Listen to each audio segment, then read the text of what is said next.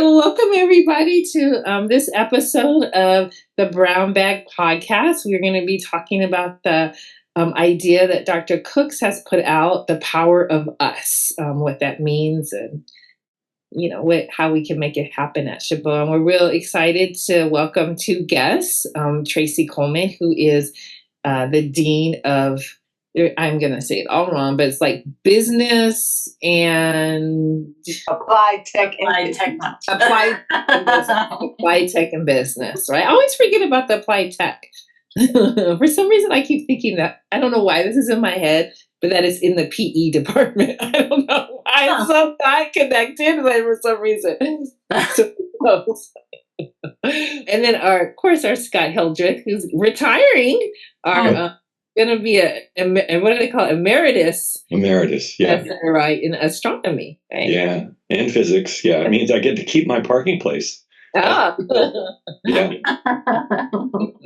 Are you keeping your office? No, we're really lucky. We got a chance because I had committed to leave more than a year ago. And with the real wonderful support of VP Forbes, knowing that I was going to retire and trusting that I wasn't going to change my mind, we elevated in the faculty prioritization process the chance to hire a replacement. And the stars were aligned. I just have to say that's not always the truth. But the stars were aligned, and we hired a wonderful, wonderful adjunct colleague who's been here for a couple of years to take on the full-time role. So I'm thrilled there won't be an interruption, if you will, in the quality, and I think it's going to be superior, that we've got a really great carryover. So, yeah, I may be flying up to the stars, but Chabot will be well taken care of. Oh, that's good to hear. Of course, you made sure of that. You're just so wonderful that way. Well, thank you both for being here. Before we get into who you are, what you do here a little bit more, and also how you feel about the power of us, we just want to start with what's giving you life right now. Scott, I know part of what's giving you life is coffee, but maybe there's something else. Yeah, I'll tell you, and I was going to use this also at the closing, and maybe I'll repeat it, but what's giving me life is going to the fitness center. And it will be one of my recommendations to everybody, no matter whether they're a faculty, administrator, a classified professional, a student, a community member who might trip on this and hear it. We have a fantastic facility and staffed by tremendously good folks. And the fitness center is a pure joy, and it's a way for us to stay healthy. It gives me life. I try to get there at least 2 times a week, but sometimes it's 3, sometimes it's 1.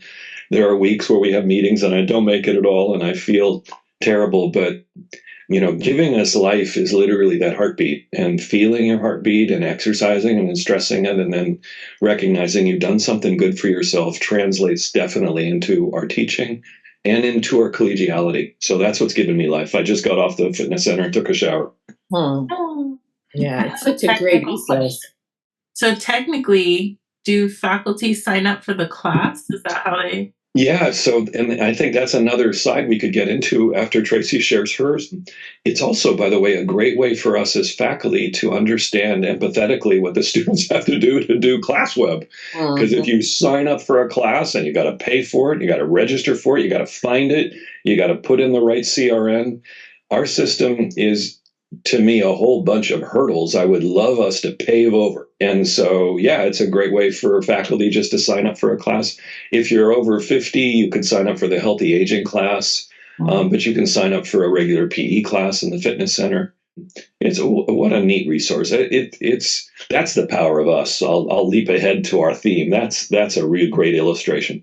Yeah, the fitness center is a wonderful resource. And even our PE classes, I took a dance class in the fall.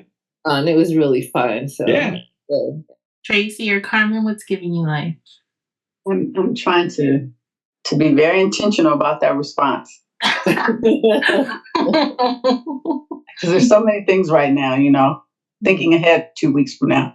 But I think what's giving me life is really being purposeful and walking in purpose. And so, as we culminate this semester and this academic year, I feel like this whole journey that I'm currently on is giving me life, because I see the progress, I see the work, I see the impact to students and faculty and classified and other administrators. And so just walking in purpose is giving me life because it just affirms that I'm doing the work that I should be doing.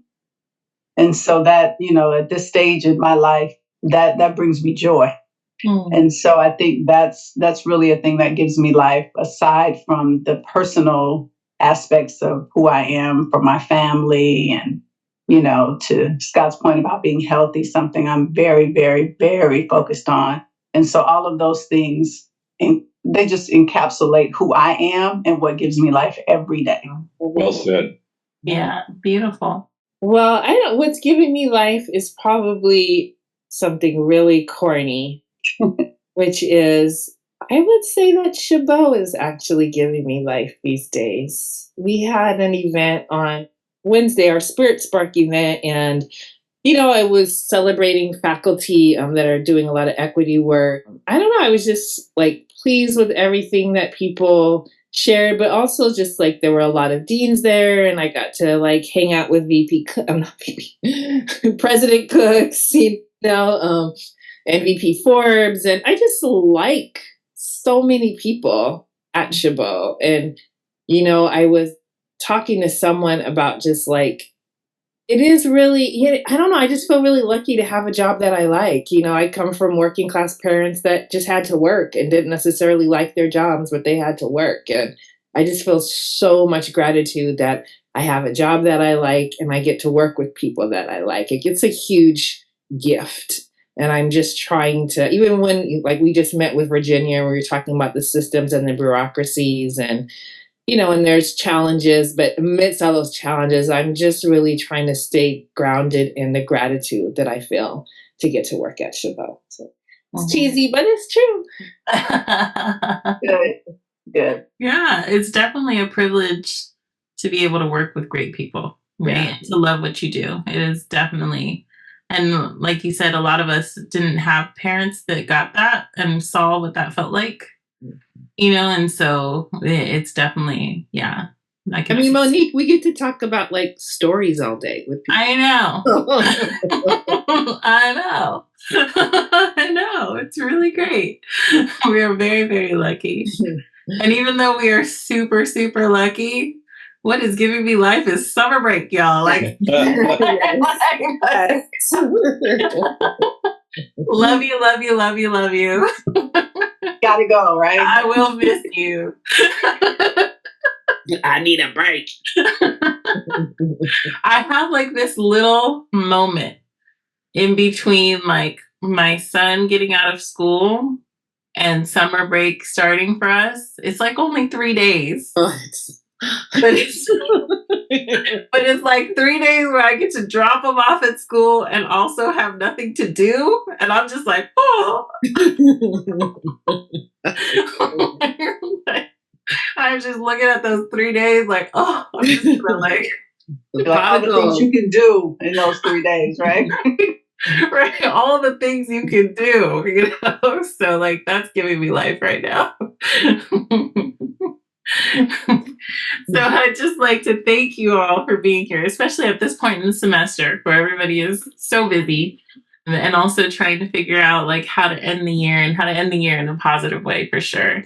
And I think part of like talking about the power of us is us like ending the year thinking about something that was introduced by President Cooks that has kind of set a positive tone, right, of taking care, of like being a community together. And so today you're here to talk about like what is the power of us to you is the first thing, and then we'll kind of just move into conversation on that. Anybody want to start? Like, what's the power of us to you? Well, if I could lead off with one thought, I just walked from my building over to the fitness center, and tonight I was over at the Performing Arts Center to watch John Palacio lead our salsa band, where we had folks in. And last week we were in the cafeteria to watch the Striving Black Brothers celebration. And in the space then of less than a week, the power of us just shines. The campus is beautiful, and that's a reflection of M&O. That's a reflection of our custodial colleagues. It's a reflection of the nighttime folks who get zero visibility. But, when you walk in the morning and the place looks good, we can do our work and we can have fun and we can feel as though, as you said so beautifully, this is a place where you want to be. That's the power of us. They don't get the credit, but man, all you have to do is think about what it would be like if they weren't here. And our students wouldn't want to be here. They wouldn't want to even learn here from us. So, that power of us includes where we are, the physical space we occupy, and all the people who take care of it. And then you throw in, like last night, I go to this wonderful salsa concert, and we've got high schools coming in and bringing their artists. We've got visiting artists that John Palacio is able to, I don't know how, cajole, bribe, just with talent alone. He brings in world-renowned folks. And the entire Performing Arts Center was jumping. People are dancing. It was just spectacular. And he does that all the time. And then last week with the Striving Black Brothers and seeing this procession, this wonderful procession of people who have been impacted by our own Art Barboza and the whole programs that Chabot reaches out for. How can you not say the power of us is incredible, right? And none of those things were done by any one individual. They were done by a whole bunch of folks. It takes the team, it takes classified professionals, it takes instructional faculty, it takes counseling faculty, it takes library faculty, it takes administrators, it takes district folks. All of those things are such wonderful illustrations. And us is plural. And so to answer your question, there's a plurality of things. It isn't just one thing that illustrates the power of us. It is, if you open your eyes, it's everything on our campus. It's every person, right? I'm so glad that you brought up M&O and then like the landscaping at Chabot. Because just last week I was like walking into work and I was like, yeah, some really nice flowers on this campus. Yeah. Like there's some really beautiful foliage. And I think I took a picture of something. I was like, I think I want to plant that tree at my house, And there is some really, right by the 400 building, there's a beautiful big fig tree, Yeah. like you just pull it off and eat the figs. And it is so thoughtful. And I agree just in the sense of like opening your eyes, And I think sometimes because we are so dedicated to our students and there's so much work to be done that like we can be very tunnel vision, right, in our own kind of situation, our program, our area, like kind of focusing on the work. But like if we can like widen our gaze, right, we can see just so much beauty that's happening on campus that happens because all of us, right? All of our that foliage is something to behold. It's important. I think for me, the power of us is really important. When you are in a space where everything is siloed, there is no us. It's about an individual or a small group of people. But when it comes to power of us, that's everybody being included in a process and say a program or anything that we're considering doing to support students and our vision and our goals. It has to take all of us to do that work. It doesn't take one individual person. And so having been in spaces where it's been very siloed, it's very challenging. And to your point about earlier where you said, you had conversations from both spectrums, I think change is difficult for a lot of people. And so when you worked in siloed spaces for so long, to come to a power of all of us working collaboratively, to come to a collective conclusion, that can be very challenging. Yeah. And so it's a step-by-step process to get to that. But I think it's a great start. And I think it's a great start for our college because I see a lot of us moving in that direction, which is beautiful just in a year's time frame to actually do that. Where I just came from a meeting this morning where we're collaborating with Las Positas on a very big initiative for all of our students. And so that warms my heart because it wasn't always like that. Okay. And so I think this is extremely important for us to know we have to work together to make things happen.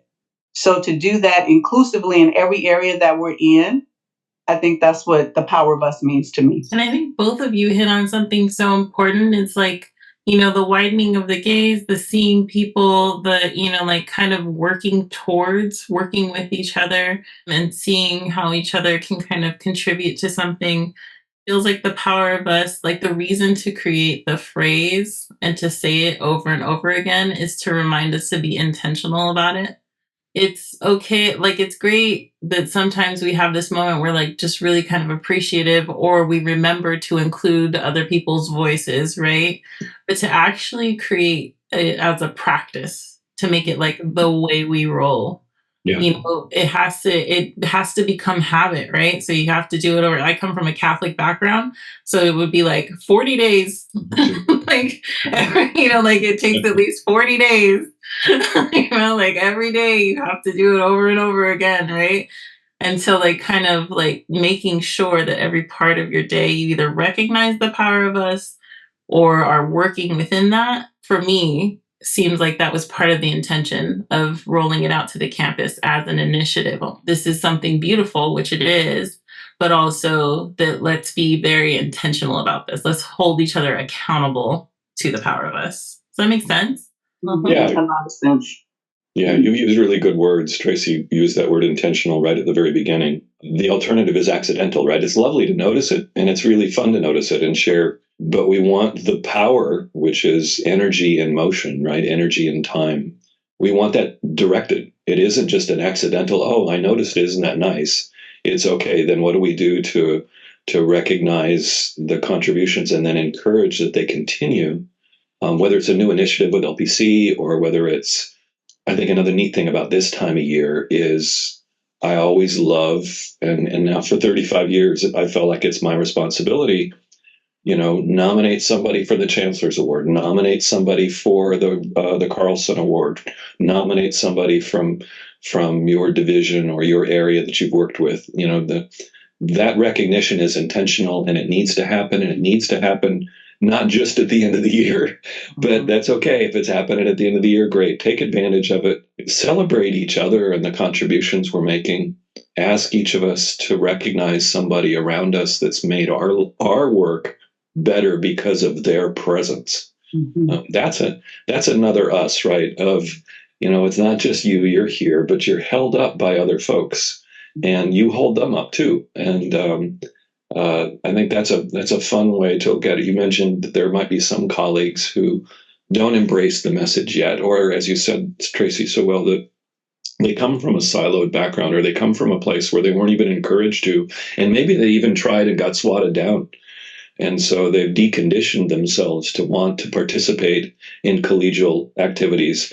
Maybe they've sat in meetings and they felt like they weren't heard, or they sat in meetings and weren't even called upon. And it's like, okay, well, I don't want to do that anymore. So it transcends maybe their experiences and says, okay, going forward, then every meeting, make sure you've talked to everybody who's there and give them a chance to contribute. Every meeting you've sent an email out to say, this is what we're going to talk about. Think about your thoughts before you come, because we'd really love to hear them. That's an intentional act to transform a dull meeting into an active and productive thing.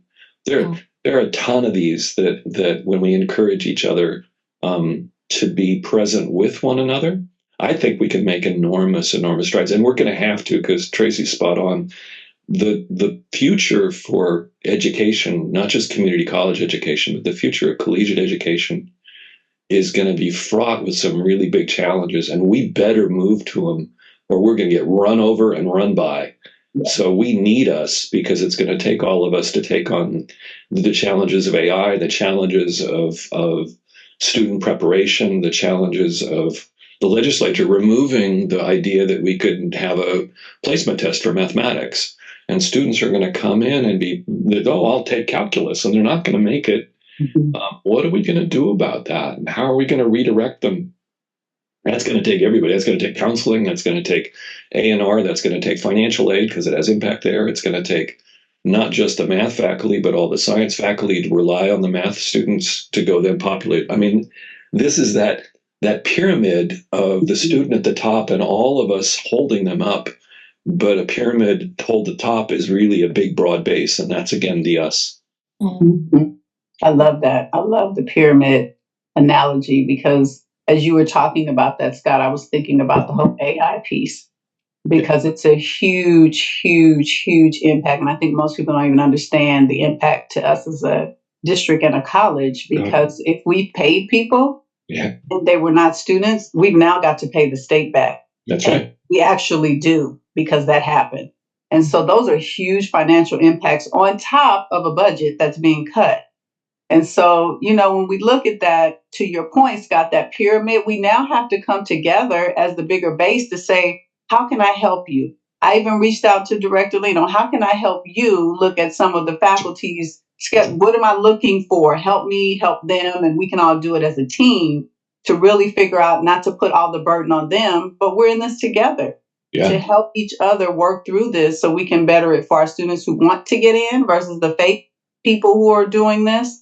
And then also to not impact the funds for our students. right. And so those aspects, we have to do that all. It can't just be on one person. So yeah, you're spot on with that. It has to be looked at from that scope to say we all have to help from the I bottom and lift really everyone up. like just the thought that you mentioned, Tracy, about us all being in it together, right? And that's a lot of what I think about when we're talking about the power of us. And to me, it's like that the idea of that there's power in us, right? There's power in us coming together, thinking together, and working together. And I feel like it's actually very kind of contradictory to academia, because academia is set up for individuals, right? About working alone, doing your scholarship, your teaching, your program. And so the idea that like there's actually strength in us coming together and there's power of it, that's a pretty radical idea in academia, because there's so much pressure in, I think, in our society to just kind of go at it alone. And I was working on a project. I don't know, maybe it was, no, I'm doing this project with Puente around environmental justice, and there's a group of us working on helping them develop curriculum. And there's some way that like each person in that group could like go off on their own and create this curriculum, but together there's just so much more ideas, so much more thinking, so much more, oh, I wouldn't have thought about that if this person hadn't brought it up. And I feel like for a lot of us it can feel like I just want to work by myself, or it's a lot easier, but there's so much strength, beauty, power, and brilliance that happens when you have a whole bunch of people in a room focused on one particular issue or topic. There's just so much more that can happen. And so I think part of, like, as you're both are talking about these challenges that we're going to be facing, from the state, whether it's AI or being cuts in funding, or even just the student population changing, which it always does. It always does over time, right? The students always look different and we have to adjust. But there's also things that like we're going to have to adjust within ourselves, right? To meet those needs and also be able to work together, right? It's hard. It's very hard to work together, especially with people that have different ideas than you, that don't agree with your values. And how do you, stay collegial and keep this, like you're talking about, Scott, the top of the pyramid, the student at mind. And all of us have different perspectives on like how best to serve that student and what that student truly needs and who that student really is, So it's complex and it's complicated and challenging. And I think there's a lot of kind of internal things we have to develop in order to like, it's kind of like being married, like if you're married, you have to like continuously kind of develop new ways of listening and new ways of being and new ways of understanding to like keep this relationship going, right? And I feel like that's part of what we have to do in order to really galvanize this power that we could have, as an us. Mm-hmm. So and this is going to be hard online for audio, but I'm going to try to give you an audible description of what I'm about to do as a physics teacher for a demonstration. So if this small little orange that I'm holding in my hand, so if you're listening, visualize a small orange. I want to balance it on the head of my pencil or pen. And I will tell you that is almost impossible. So as a single teacher trying to support a student by themselves, it does not work. Mm-hmm. Now you could take two things and try to do that and say, okay, I'm going to support a student by myself and maybe my other math colleagues, or maybe the other person, the counseling faculty member representing my class. But it is still hecka hard to balance something on just 2 points.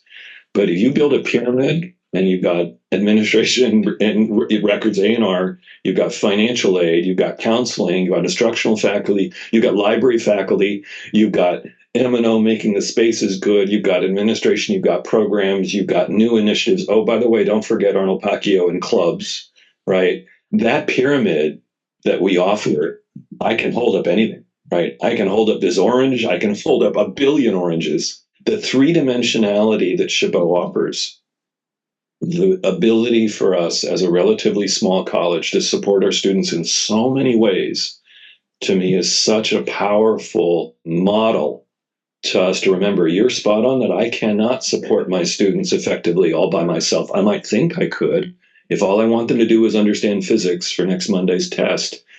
But that is not who the student is. The student needs support in multiple dimensions, and we need to recognize and support each other to be able to provide some of that. As faculty that have been here for a long time, and an administrator who's constantly working with other people and trying to, find ways to create more equitable outcomes. There are, and you hit on this when you were speaking, Scott, there are people who have either gotten frustrated or have worked in silos for a very long time, and that's what they're used to.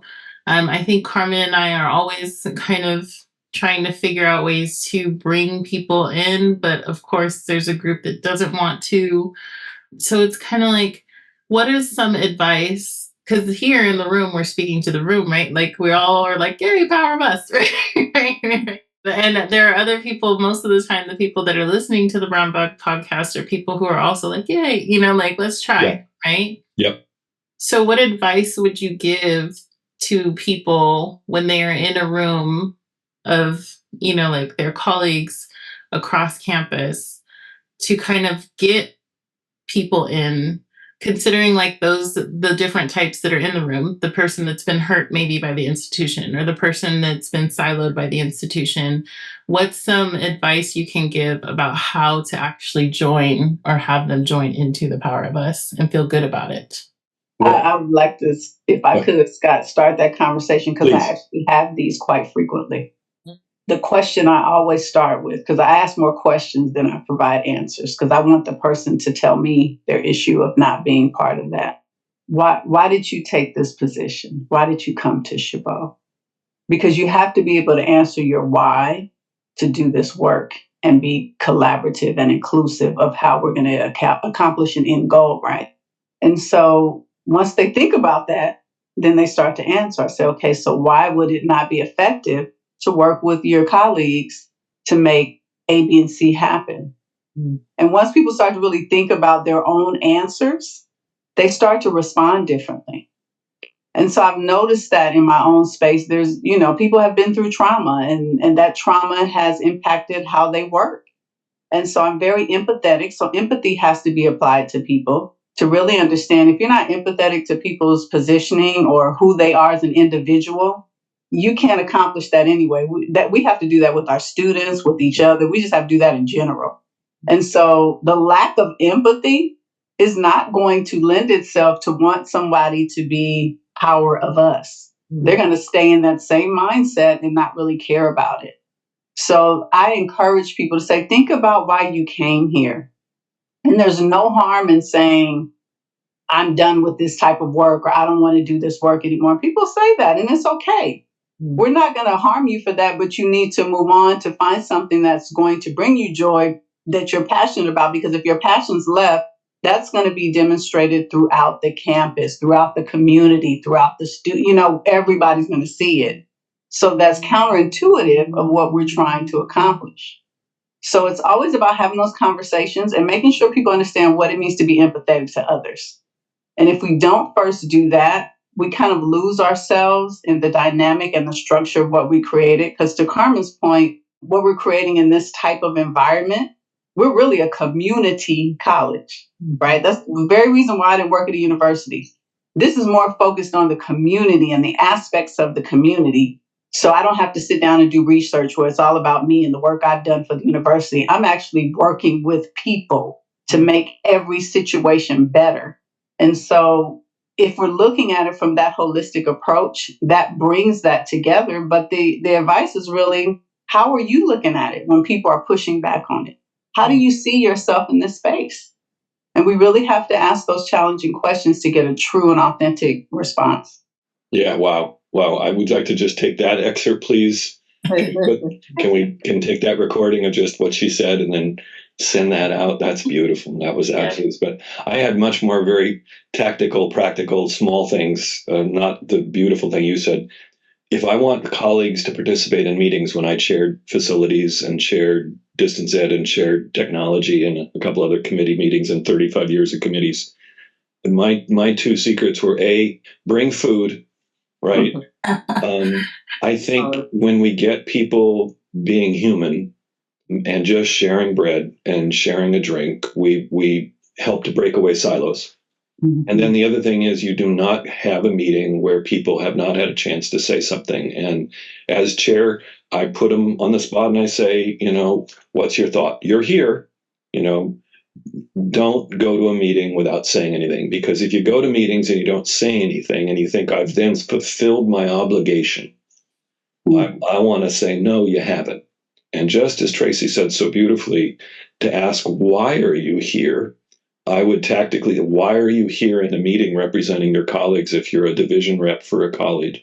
Why are you here at this meeting? If you're just doing a checkbox for your 5 hours of required faculty participation in college governance, choose a different topic and do something, right? Go help Arnold do a student club, or go help John with a music event, or go help, Clayton do some sculpture. Do something that you love, because then your passion will come out, and that's contagious. Don't go to a meeting and sit there and then leave and think, okay, fine, I've done my part for the community, because no, you haven't. So first, feed them, give them treats, bring cookies. It's a shameless bribe, but it works every time. People want to come to meetings where there's food. Yeah. Right? And then make sure they don't leave without having said something, even if, well, I haven't thought of that. And you say, great, and next meeting, I'm calling on you first. It's probably why I never spent a long time as chairs of meetings, because after I did that, right, then they said, okay, get somebody else to do it.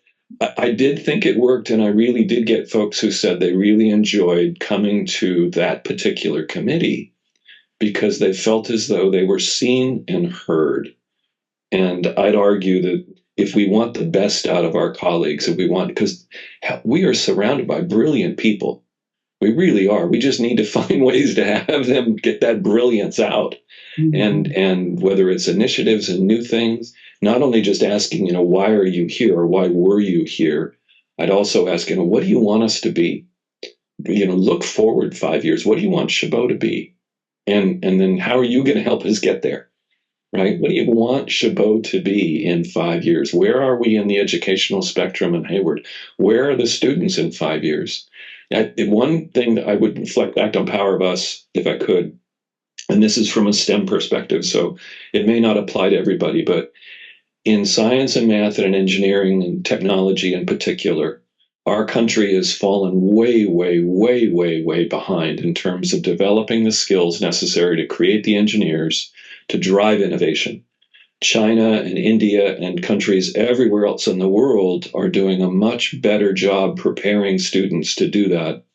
And now that the internet allows people to work from anywhere, anytime, you've lost the ability for some of our students to compete with companies, because they'll find people who can work, who have better skills.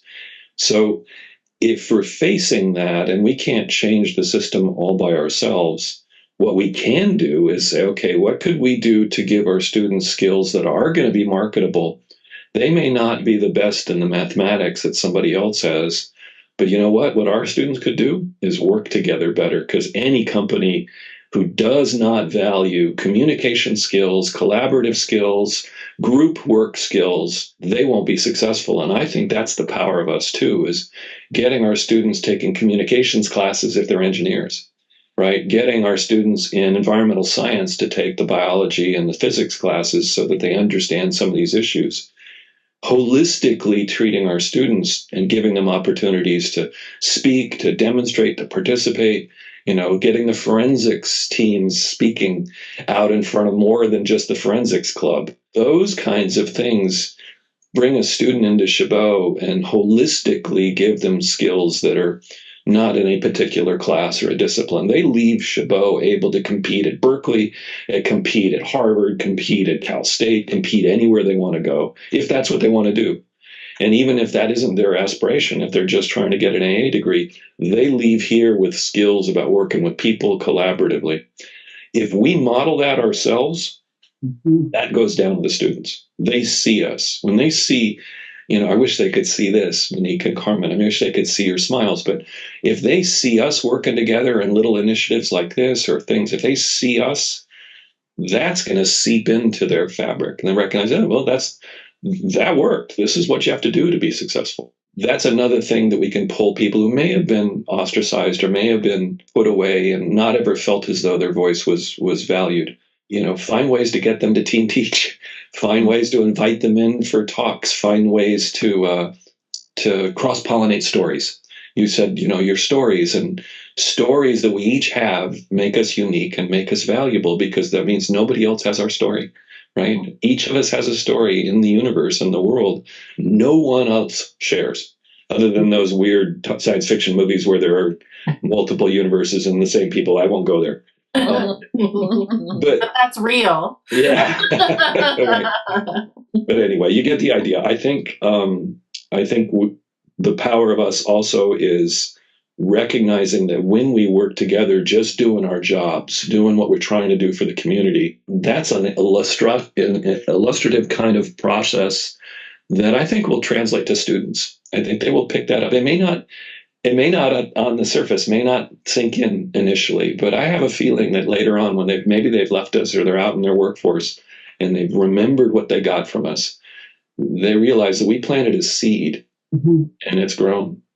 I think a great example of what you're talking about, you want to say okay, that is going to translate to students.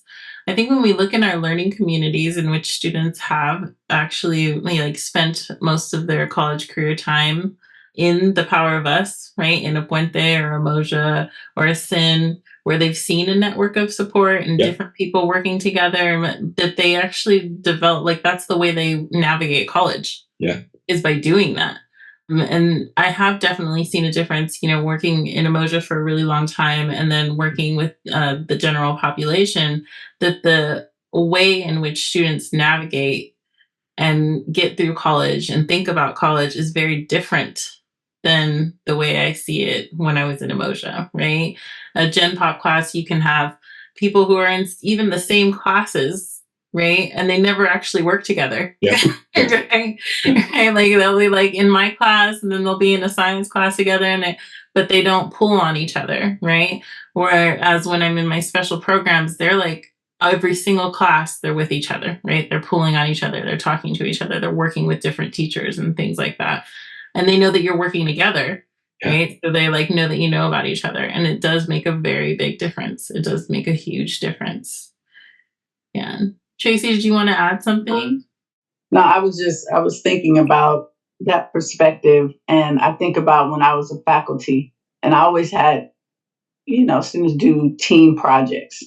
And they knew that from the beginning of class, from the very first day, we would talk about that, because if you don't learn how to do that now, you're going to drown or not get a job, because you're always going to have to work in those kind of environments. And so I think to, both of your points about having that kind of dynamic where the students are always together, I would hear some really good feedback from students saying, I hated the whole concept of wanting to work in a team, but after this was over, this was the best thing I could have done. I learned a skill set I was afraid of. I didn't want to public speak, all of those things. And so I think it's important that if we started with our students, we know they'll leave with those tools in their tool belt, but we also have to translate that to our colleagues, right?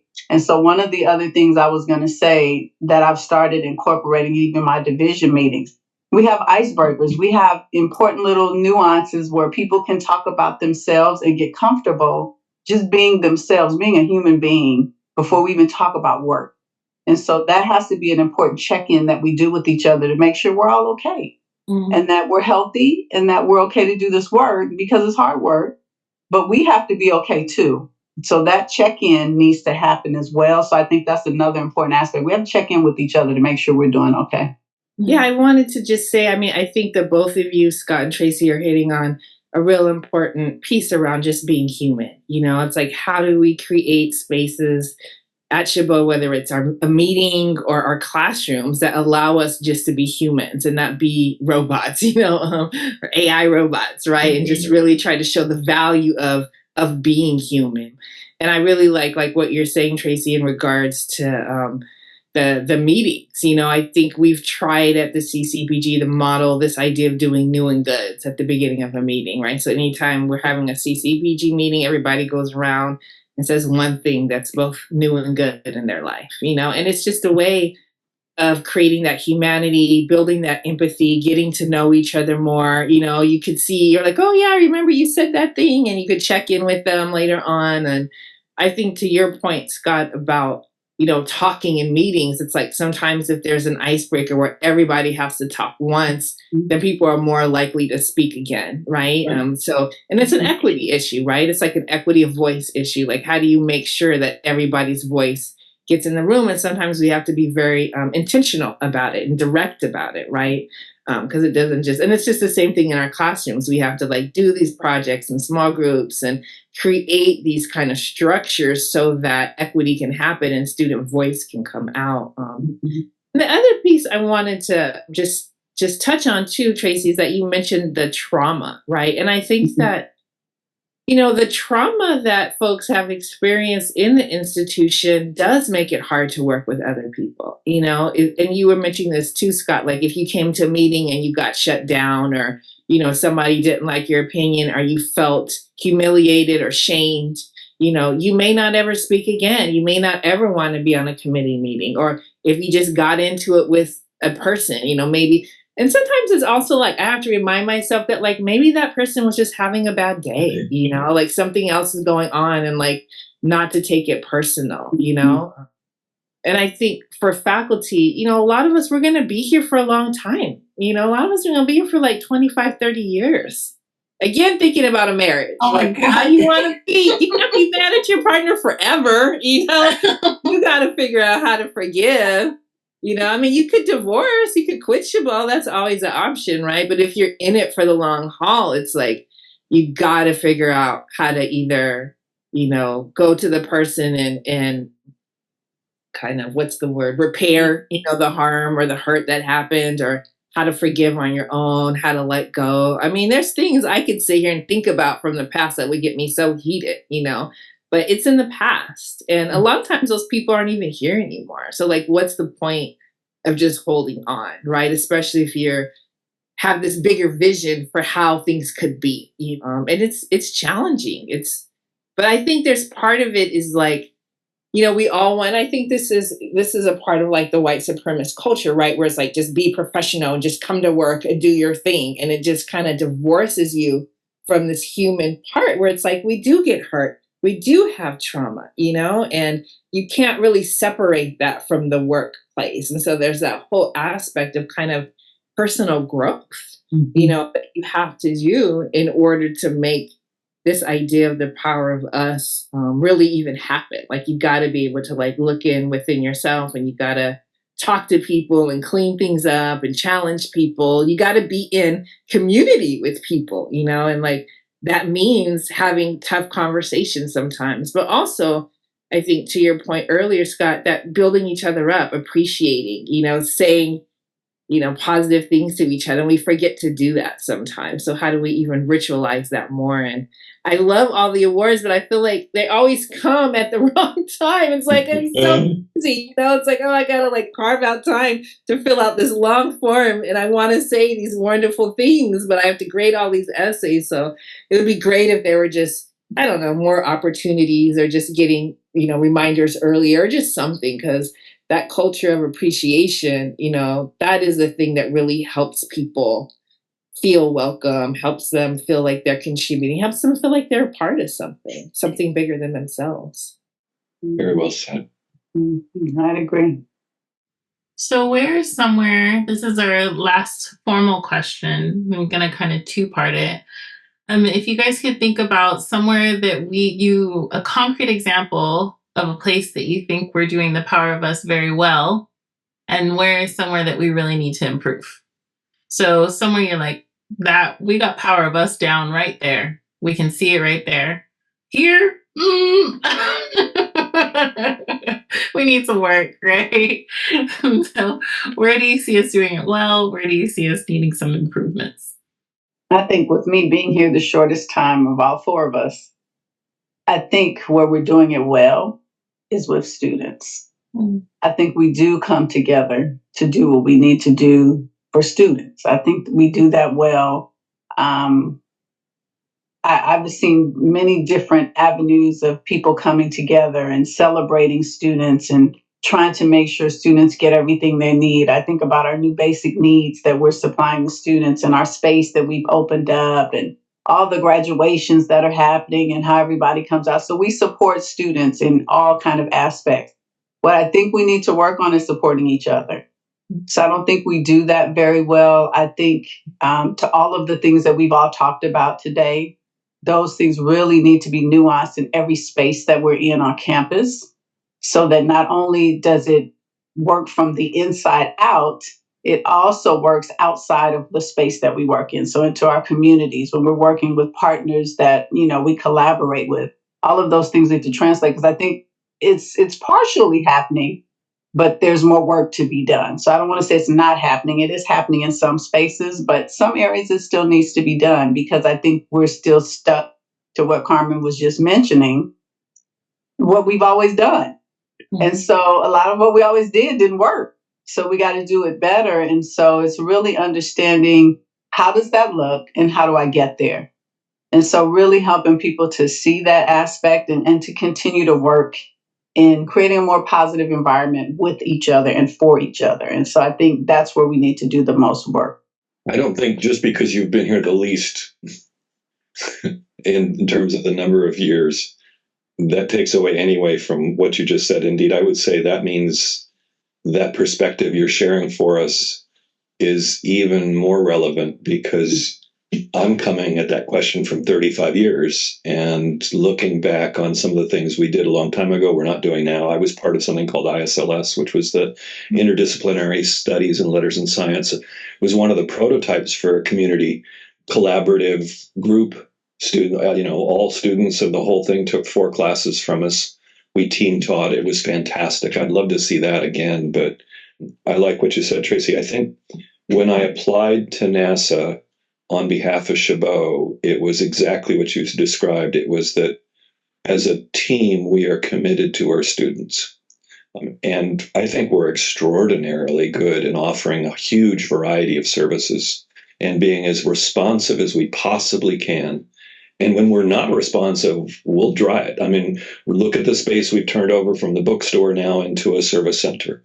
Look at the student clubs and the outreaches. I mean, I think we're really, really good at that, and I'm really proud of that. And so that's something that I just want to keep on soaring with, keep on making it even better.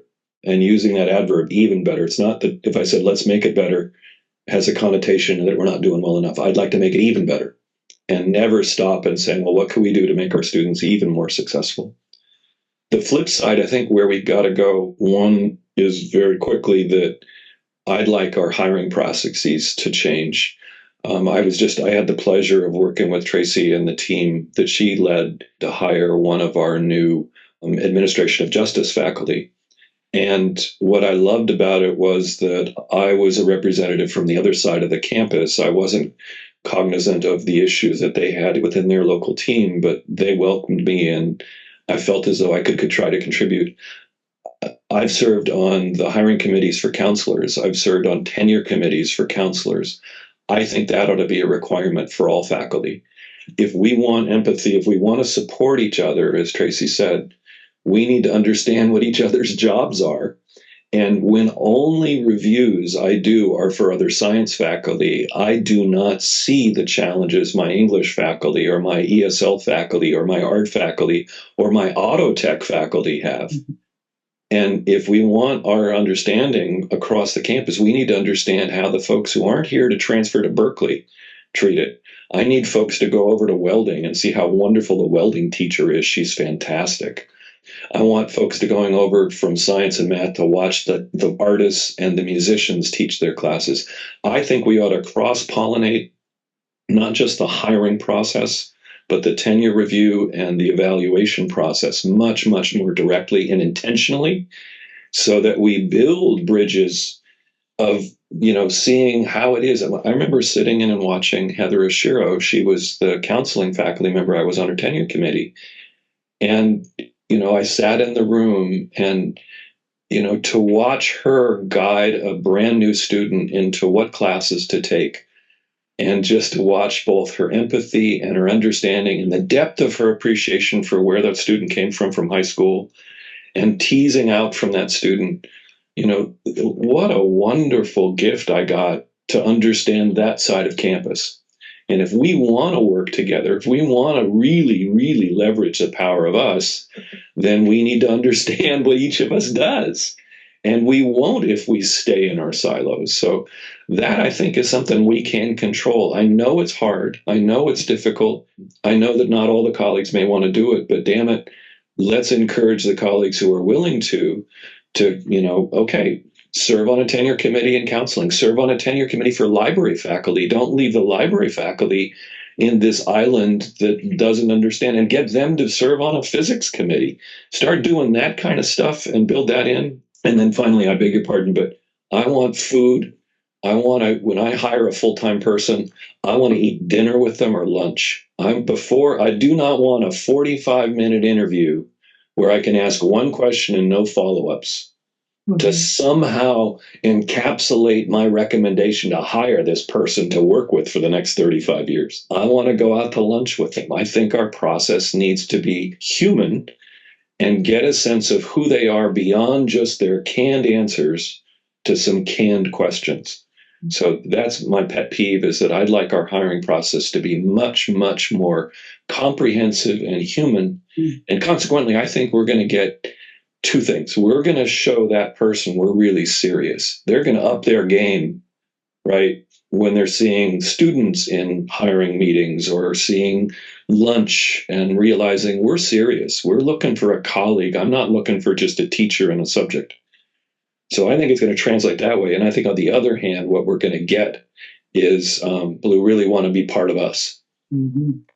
Definitely agree. The hiring process there's so many things that need to be changed about the hiring process. So many things. And I think at universities, I feel like they do that, right? They have a couple of, interviews. There's a dinner that you go out with the potential person. Like, they really put a lot of effort into it. And I agree. It's like, we're going to be here for 30 years with somebody. Like, we should really put a lot more effort into that hiring process. And I feel like I've heard faculty often say, like, I wouldn't, if I was going through the hiring, I wouldn't even get hired. And I kind of feel like I don't think anybody has to feel any kind of way about the hiring process that we went through. Just because, it's like, sometimes I think that can be used as an excuse not to change it. Like, well, I went through this process, so I don't want to make it harder for somebody else. It's like, well, actually, and you don't know, you may have still came through with flying colors because you're excellent, like, there's so many excellent faculty here. So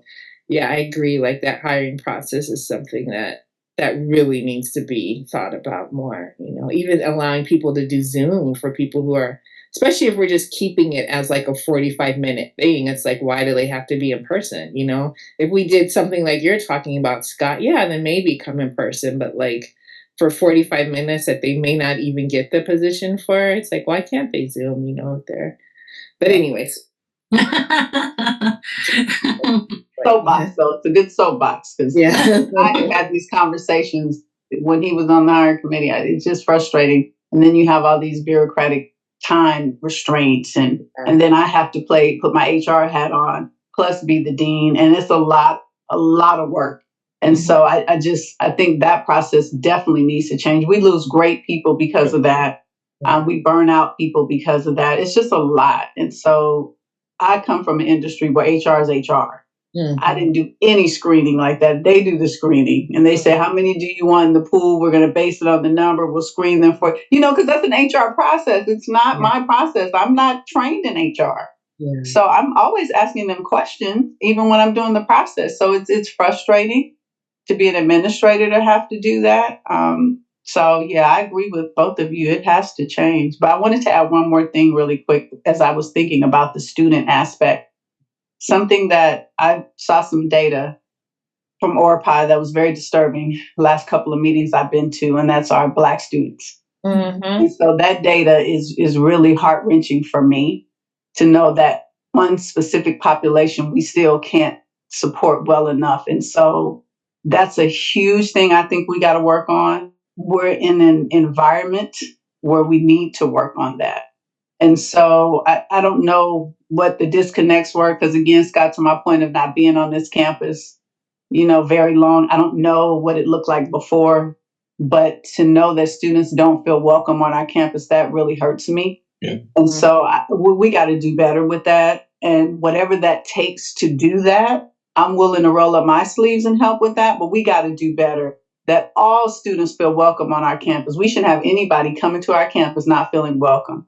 And then as a Black woman, having had Black sons who are men now, that would have hurt me as a mom to know that my child came to campus and didn't feel welcome. So we got to do better with that. And so that is something that we do need to improve on. I think a lot of it, Tracey, kind of gets back to our earlier conversation about human and like your question to people, why are they here? Because I think, and Monique, you brought this up too, I think there's some faculty who don't think that's their problem, that a Black student doesn't feel welcome. I think there's faculty that feel like it's not their job to make somebody feel welcome in their class. It's just their job to get through the content, right? Like Monique, you were talking about a faculty saying like, you want us to care now? Like I think there's such a disconnect from why are you here and what is your role? Like your role isn't just, and I think particularly, I really think higher education needs to shift completely. But I think particularly at a community college where you're already dealing with students who have been so demoralized by the education system and they're deciding to continue, right? Like I was talking to Robin, who told me something like 60% of our students don't meet like AG requirements or something like that. So you're already dealing with students who are vulnerable and fragile in some ways, who haven't even had a chance to really see their potential and their brilliance. They need us to care about them. 100%. And you decided to work at a place with those kinds of students. Right. So if you don't want to care, and that's why I think, Scott, to your point, that hiring process, like we got to get people in here that care and want to work with this community of students. We don't need people that are upset that they didn't get hired at Stanford. Right. We need people that want to work with community college students and care and can make that welcoming environment. And I think that's like a big challenge for us, I think that's part of the reason why I get so excited and I get choked up every time I hear the numbers on Black students, because for a long time, I've worked with Emoja since I was 19 years old and I'm 41 now, so it's been a long time of like hearing those numbers over and over and over and over and over again. And being a part of a program that is successful with the few Black students that we can have, but why can't the whole college, pick that up and do those things? And I think when I heard the Power of Us, it made me very, very excited, because what it hopes to do, I think, is create an environment that is culturally responsive, right? Like that sees that, like, really, when we're talking about Black students, we're talking about Latin students, we're talking about PI students. These are all communities that survive by banding together, working together, and having a community feel, so that way they feel like they can go to this person, they can go to that person, people welcome them, people make sure that they're taken care of, that there is some sort of love in everything, right? In everything we do, that love can be felt there, right? And without that, because the world has been so harsh in other ways, when you don't feel love, you get scared, right? You get scared right away, you get protective, you get guarded, you get, frightened. It's easy to give up, right? Because you're out of protection. You want to say, I'm going to leave this place, right? And so my hope is that the Power of Us actually creates a campus in which, because we all are like, loving on each other and helping each other and working in community with each other, that actually vibrates out, right? In a way that, like, this is just what we do here, right? And this is just what we do here. And that's a big hope. I think that both Carmen and I have been carrying for a long time, right? Like, you hope that, these things that are being done in silos in other small places ripple out, and you give people opportunities to come and join and say, like, hey, learn this thing so you can do better in these areas and serve these students. Why, if people take it, if people actually run with it, you have to put a lot in other people putting their energy towards being a part of that movement. I wanted to say, like, the data that you're talking about, Tracey, that was the impetus for starting the CCEPG years ago. It's like Kristen and I saw the data for our English department, and we decided we wanted to do something. And it started out as a small faculty inquiry group, and has grown to be the CCEPG, right? And so we have these. We now have, we're institutionalized. We have something in place that can really help faculty in the classroom, particularly with party. And we've seen that when people participate in these FIGs and really do some focus work on their teaching practice, that it does improve. And then it's like, well, how do you get people to sign up to be in party, right? And that's the part. And I really wish that people would just try things, just try it out, just try it out. Like, it's not, we're going to pay you to do it. We have a lot of fun. Right. It's very much about, it's just all about culturally responsive teaching. And I think people think that, like, oh, now you're saying that I have to, my whole class has to be focused on race. And that's not necessarily what it is, Like, it's about, and the business department is actually really excellent at this, right? Bringing in Black guest speakers around business. It's like showing Black scientists, Asians, it's like, just bring it in, So I think there's things out there that people could get engaged in. It's just, how do we get the horse to the water? Because I think, too, it will expose the truth of what's inside. Yeah. And I think people are scared of that. Yeah, definitely. Yeah. Definitely. Yeah. Well, I thank you so much. Before we go, you have to do your exit ticket, which is a recommendation to the district, right? To both Chabot and LPC people who might be listening. Of course, that recommendation can be on the topic, but it can also be totally off topic. It could be just something to help people live, So who wants to go first? Who wants to give a recommendation? I only get one. I mean, I got 44. Several. Listening to the three of you, I've got all kinds of ideas. It's just wonderful. Clearly one of them is listen to this and just be inspired by what Dr. Coleman shared, and just with the two of you, Carmen, and all the effort you and Kristen have put together for the group. And Monique, you're 22 years. Wow. I look at you. There's no way it could be 22 years. Well, thank you. I have good genes. Yeah, but I got a real tactical one. Tonight is the Latinx graduation. I think all faculty should go. I think if we call ourselves a Hispanic serving institution, we should walk the walk. I think all faculty should go to the Black graduation next week. I don't think it should be by invitation. I understand. I do understand there are colleagues that are adjunct teaching 4 different places, and they've got families and they got family care. And I don't mean it as a mandate that they have to drop everything else, but as a professional organization, and Tracey mentioned she worked outside before, and I did too at IBM. As a professional, I was expected to attend things that advance the company and advance the institution outside of 9 to 5, and it was expected.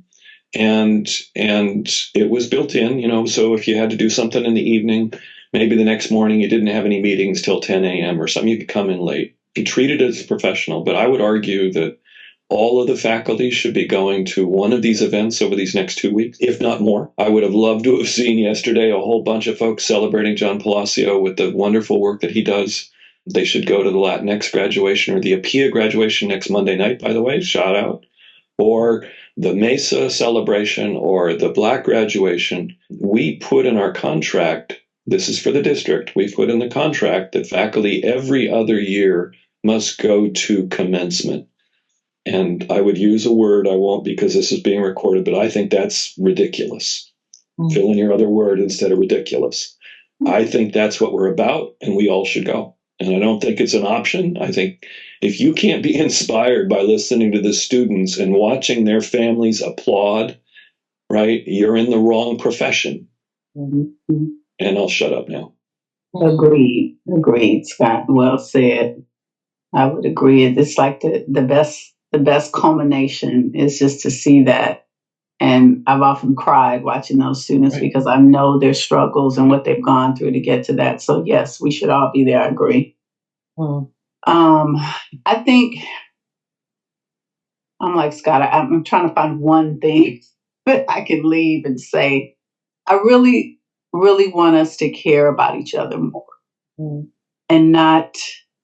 And this will go to both colleges and the district, because having worked at both colleges and very involved at the district, we really need to do it. And again, I'm not saying this is happening 100%. This is probably 30-40% of folks that don't do this. And so I think it has to be a power of all of us being collectively concerning, empathetic, collaborative with each other in a way that exudes human concern and care, not just checking a box. And so if we do that, we make this the number one community college district in the state, okay? But if we don't do it, we're going to follow behind a lot of people who are really trying to achieve that. So I think that's something we should strive for, because it makes us look better, and it's going to draw more students to us anyway, because they're going to see that these people really care about us. I want to be at a school where somebody cares about me, which is the reason why when I came out of high school, I went to a HBCU. I wanted to go where somebody cared about me,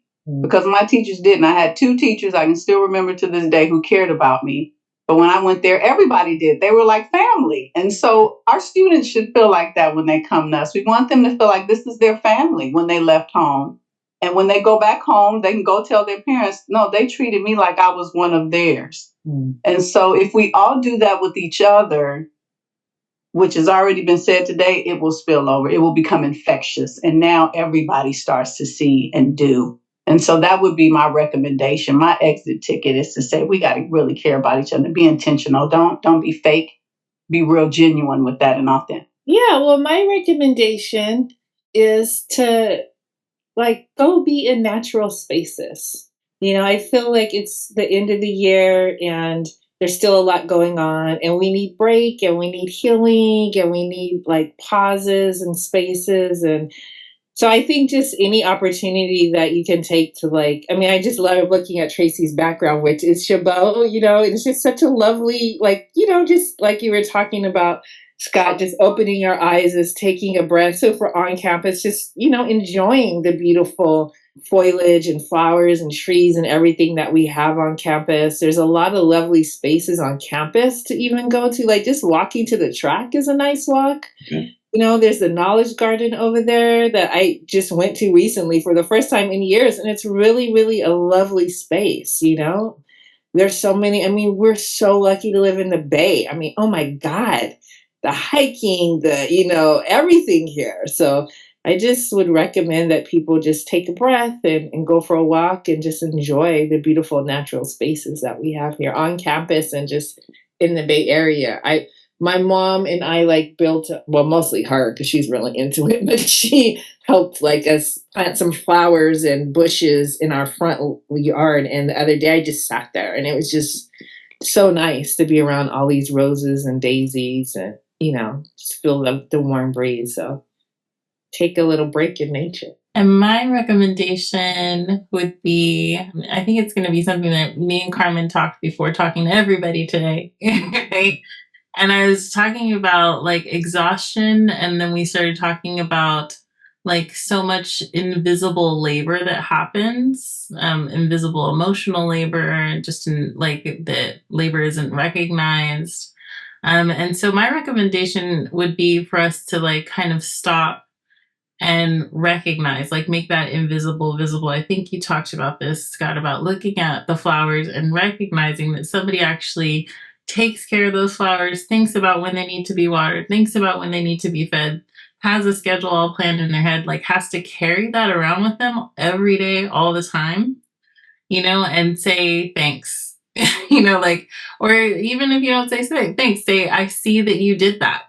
Like I see that you like managed to do that. And I think that the more that we do that for each other and recognize and say like, I see that took XYZ in your head before that even happened, like, and that's energy and that's time spent and that's care, will make people feel like they're seen and loved, and also make you recognize how much people do for you every day, like, so make you feel loved too, like, hey, this person really cares that is a healthy rose bush because they hope that I get some happiness from it, like, and that's beautiful, right?